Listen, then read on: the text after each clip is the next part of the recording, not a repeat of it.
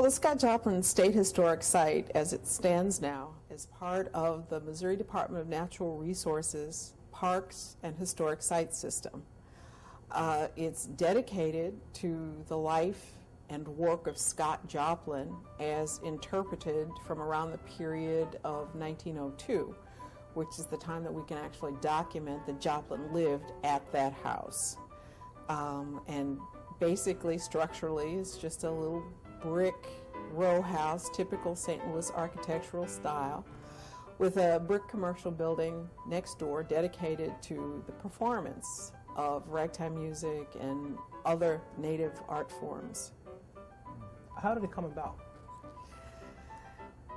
It's a long story, but to try to condense it, to give you my version of it, the Scott Joplin House was first recognized and declared a National Historic Site in 1976, which was the bicentennial, as you will recall, and there was a big push to try to identify historic sites that were associated with African Americans and other minorities.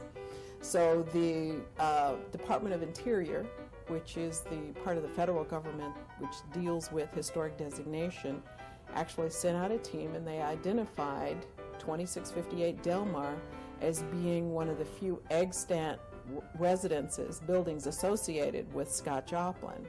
So it was nominated to the National Register of Historic Places in 1976. Simultaneously, it was situated in a part of the city of St. Louis that was designated for total destruction and redevelopment. They wanted to put in light industrial and commercial buildings and concerns in that neighborhood. So while on the one hand it was being recognized as historic, on the other hand it was being devalued and ultimate plans to demolish it. And I worked for a long time with a man who was a visionary, a community activist by the name of Maclear Sheperd. And Maclear founded one of the nation's first community-based redevelopment groups called Jeff Vanderloo. And I was sort of a disciple of Maclear Sheperd. And once the house was nominated, it was on the city's tax rolls, and Maclear Sheperd actually purchased the house from the city of St. Louis and put a little bit of money into stabilizing it and trying to sustain it until we could figure out how else to develop it.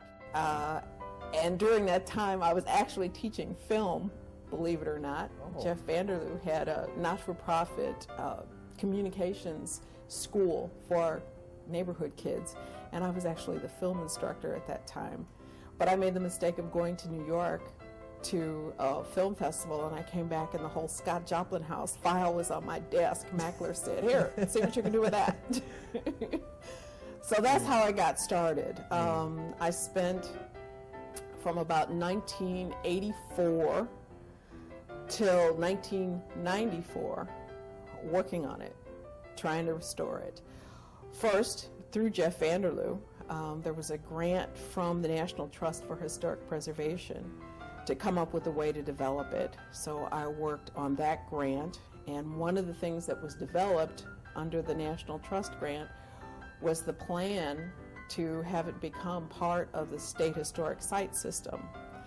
So about 1984, it became a state historic site.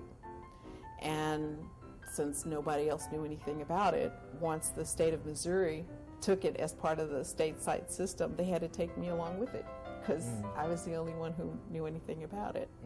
So from about 1984 on, I worked as a cultural resource preservationist for the Department of Natural Resources, charged exclusively with the redevelopment of the Scott Joplin House, which was no easy task. The house was in very bad shape. It was in a neighborhood that was considered quite undesirable. And frankly, the state of Missouri and the Department of Natural Resources particularly didn't really care that much about restoring it. They just wanted to have it as a sort of a token site to represent blacks in Missouri. So it was kind of an uphill battle. There were people who said that, you know, oh, you'd be much better off to tear this down. But the whole time I worked on it, I had this vision of the house and what it was and what it could be and what it should be and really what it would be, because I refused to give up that vision, despite many advisors who said tear the thing down and start all over again. But it took 10 years, but in fact the house was restored and it is now a recognized historic site.